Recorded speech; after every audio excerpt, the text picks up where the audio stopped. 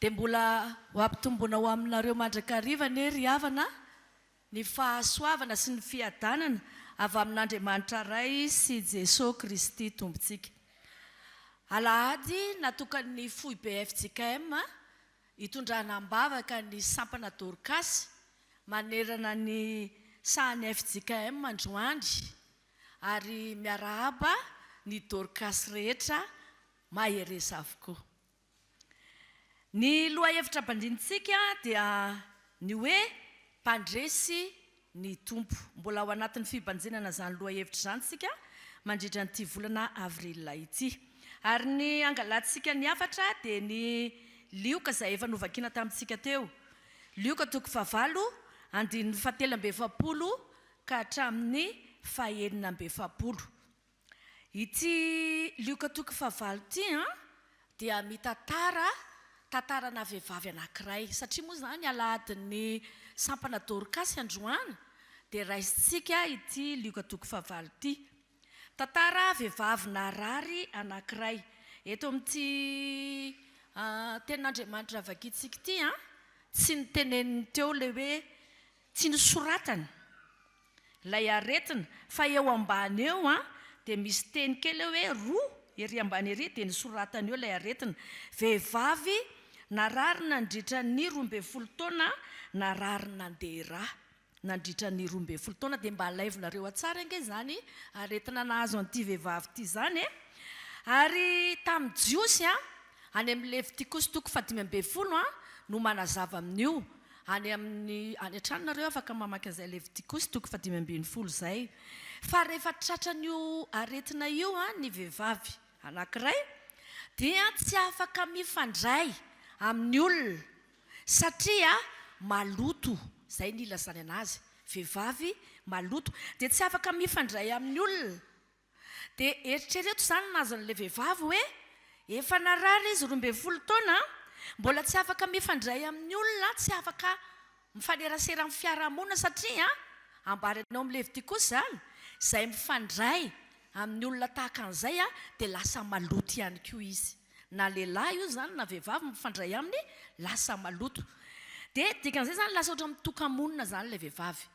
Ao anatin'izany rehetrarehetra zany ati-tsainy zany ati-tsainy zany ho an'ilay vehivavy ary anisan'ny sakana tsy ahafahany manatona ny tompo ihany koa. Kanefa eto amin'ity tantara ity resiny ity vehivavy ity izany sakana izany. Resiny ary nandresy izy. Inona raha ny afatra azontsika raisina avy amin'izany soratra masina izany ry havana? Afatra anankiroa no raisitsika. Ny voalohany dia hoe manana finoana ahafahana manatona ny tompo. Inona hoe ilay voalohany?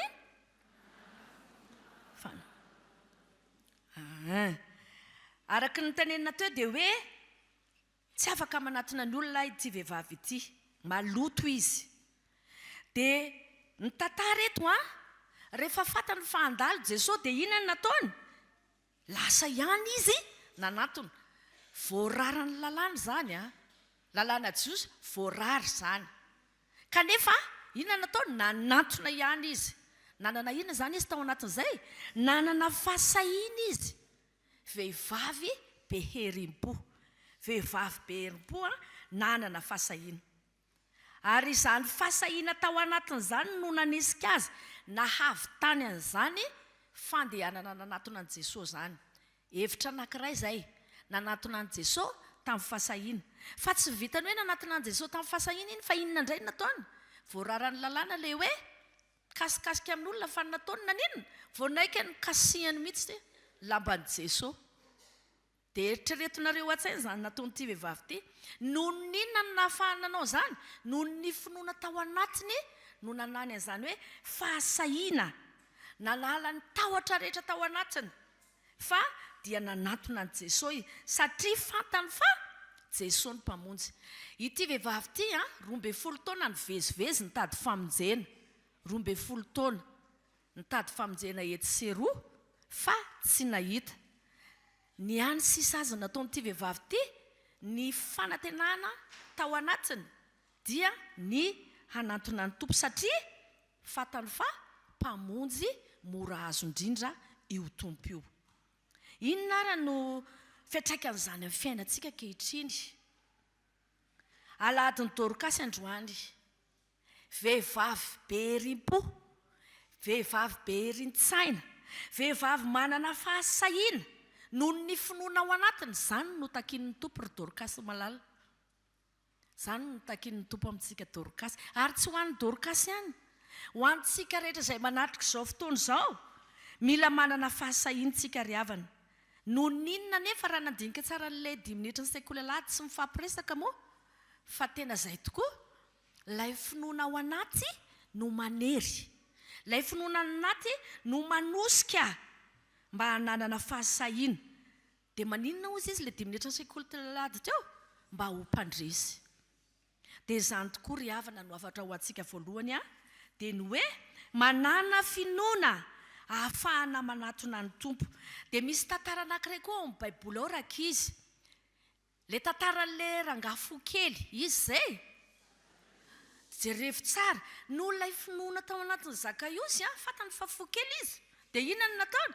Niazakazaka izy, dia satria izy fohy, nihanika azy izy. Izany hoe nitady ny fomba rehetra, ny finoana ao anatinao io mihitsy no mitarika anao hoe izao no ataonao mba hahafahanao manatona ny tompo. Ny Zakaiosy izao dia nataony, niazakazaka izy dia nihanika azy izy, dia nahitany Jesosy izy, dia avy eo mifankahita tamin'ny tompo izy izany. Izay koa ry havana no afatra ho antsika rehetra izay manatrika izao fotoana izao. Mety misy ny sakatsakana maro manoloana antsika, fa rehefa ao anatintsika ny finoana dia afaka mandresy izany sakatsakana rehetra izany tsika. Ahoana ary no ataontsika mba hananantsika an'izany finoana izany, satria raha tsy eo izany ilay finoana tsy afaka ny anao an'ilay izy tsika. Dia ahoana ny ataontsika mba hananantsika finoana? Ndao hianatra tenin'Andriamanitra. Ho antsika protestanta dia inona ihany? Tenin'Andriamanitra ihany ny antsika. Tsy misy hoe nofy, na hoe hoy ihany, na hoe fa ny antsika tenin'Andriamanitra ihany. Ka raha te hiorina amin'ny finoana ry havana dia hianaro ny tenin'Andriamanitra. Vakio ny tenin'Andriamanitra, manana an'ilay mofinaina iny tsika, ilay mofinaina ilay taratasy kely iny. Dia iny ilay ohatran'ity, efa manoro antsika iny hamaky ny tenin'Andriamanitra isan'andro. Vakio ny tenin'Andriamanitra, mahereza mamaky ny tenin'Andriamanitra. Ary tsy vitany hoe mamaky ny tenin'Andriamanitra fotsiny, fa atao io no tenin'Andriamanitra vakiny io, hiainana ny tenin'Andriamanitra. Ary rehefa miaina izany tenin'Andriamanitra izany tsika dia miorina amin'ny finoana. Any amin'ny Toriteny voalohany 5:20 manambara an'izany hoe ny finoana dia avy amin'ny tenin'Andriamanitra, avy amin'ilay tenin'Andriamanitra io no ahafahantsika miorina amin'ny finoana. Dia mazotoa ara mianatra ho an'ny sekoly alahady dia inona ilay anarantsika moa? Ho an'ny mpampianatra? SAM. Mazotoa mianatra any amin'ny SAM miofana, mazotoa mianatra sefaly, mazotoa mianatra setela. Tsy ho an'ny Dorkasy ihany, izany afatra izany, fa ho an'ny mpandray fanasan'ny tompo rehetra. Mazotoa mianatra ny tenin'Andriamanitra, mazotoa mandinika ny tenin'Andriamanitra ahafahana mitombo amin'ny finoana. Raha izay ara le nolazaina tamintsika, inona moa ilay afatra voalohany teo? Manana ahafahana manatona ny tompo.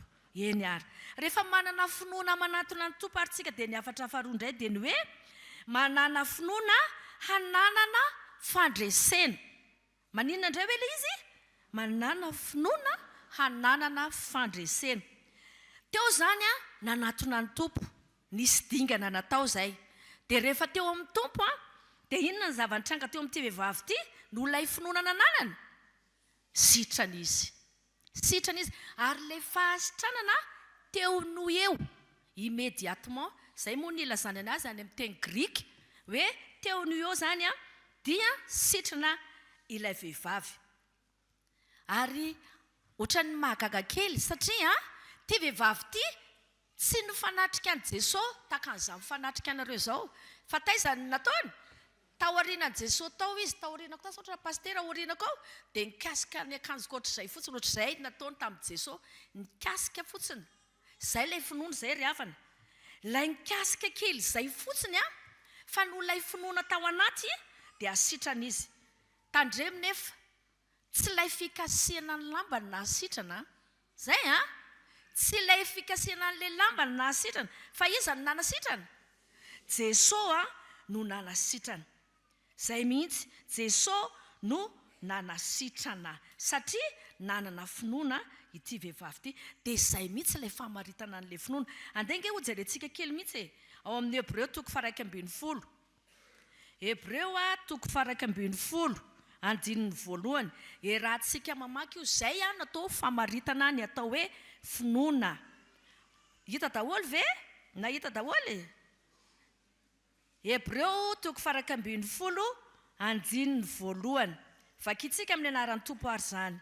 Ary ny finoana no fahatokiana ny amin'ny zavatra antenaina, fanehoana ny zavatra tsy hita. Zay ny famaritana ny atao hoe finoana. Na dia tsy nifanatrika tamin'i Jesosy ary ty vehivavy ty, dia sitrana izy satria nanam-pinoana izy. Ary lay Jesosy nikasiana iny, dia ozy izy Jesosy hoe iza le nikasika teo? Fa nisy hery niala ozy izy tao anatiko.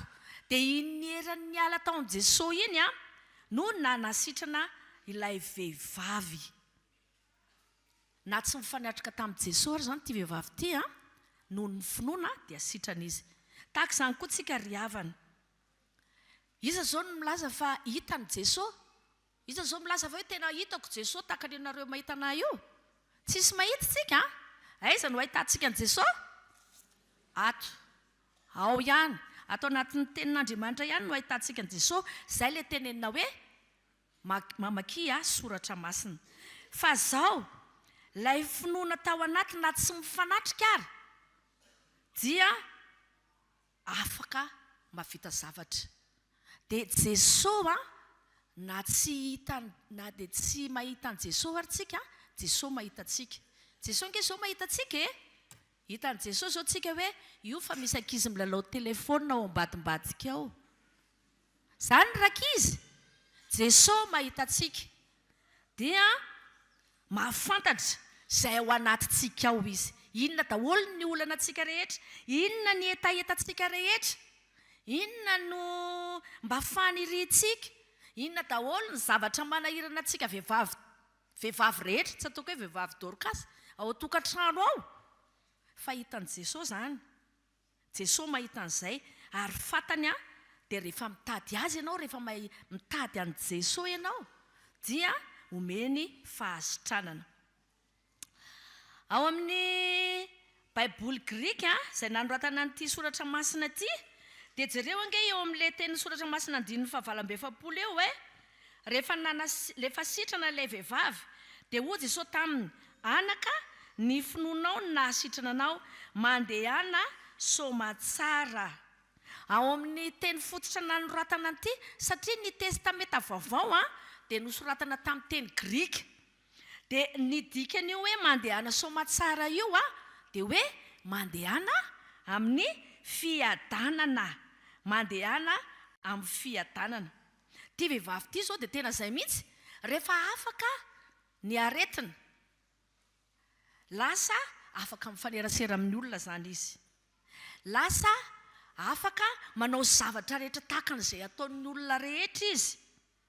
Lay aretina nandritry ny 12 taona afaka teo. Zany hoe lasa nanino zany izy? Olona afaka izy. Lasa mpandresy izy na andresy izy. Zay ilay hoe misalotra ny amboara no lazain'ny SAMPANA sekoly Alahady teo. Lasa nisalotra n'ilay samboara izy, lasa mpandresy izy. Ary izay fandresena izay ny tiany Tompo ho ananantsika.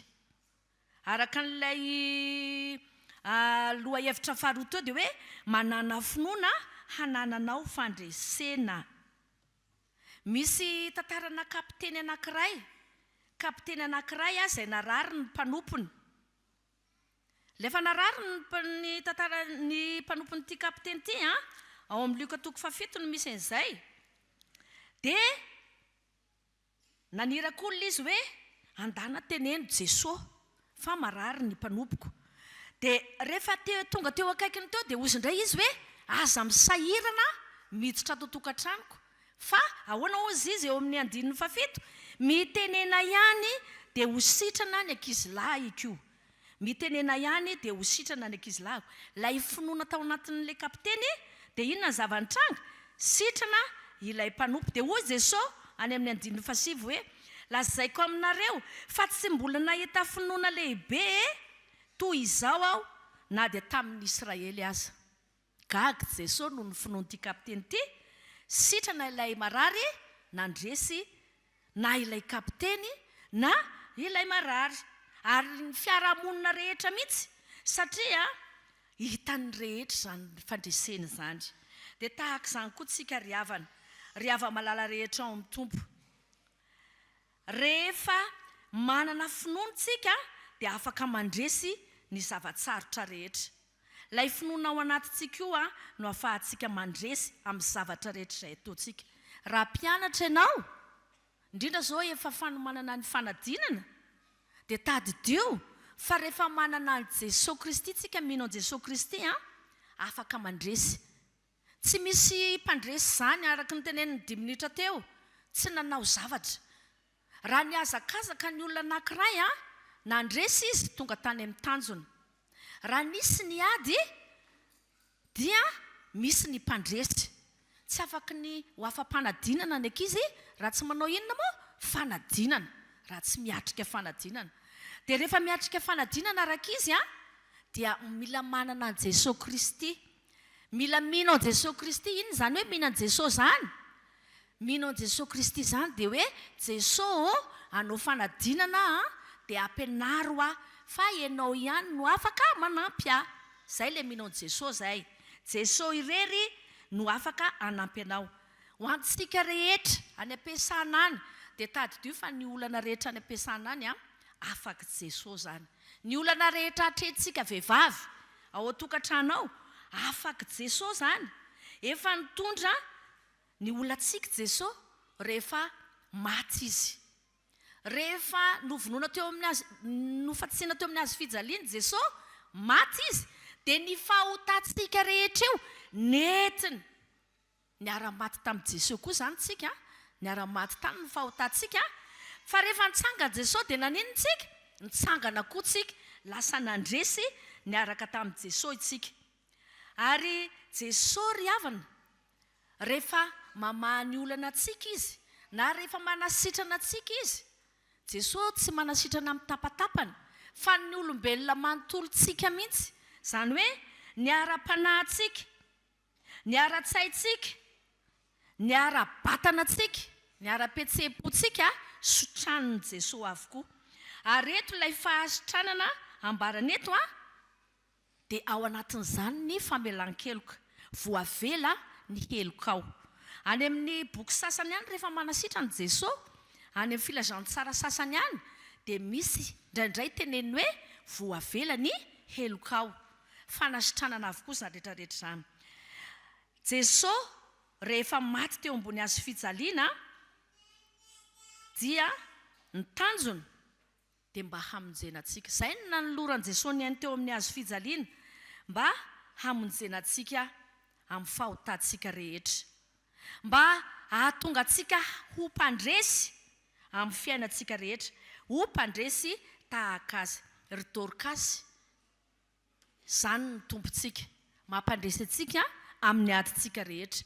ao amin'ny Exodosy toko 4:20 hainareo tsara inona voalaza ao moa zay Jehova hiady ho anareo fa ianareo kosa angina rehefa petratsika amin'ny tompo io adintsika io ry ava-malala ao amin'ny tompo dia ho mpandresitsika satria Jesosy mihitsy no efa niady ho antsika teo ambony azo fijaliana efa nanolotra ny aina izy ho famonjena antsika ary tia hampandresy antsika izy eo amin'ny azakazaka izay atrehatritsika eo amin'ity fiainana ity koa horeny mafy ary ny finoantsika mba hahatonga antsika ho mpandresy raha ho fitininy izay ry havana dia izao Jesosy Kristy ny tanjon'i Jesosy Kristy rehefa mampandresy antsika izy tsy ny eto amin'izao fiainana izao ihany fa ninona koa mba hananantsika ilay fiainana mandrakizay koa raha fitininy zay rehetra izay dia hoe manana finoana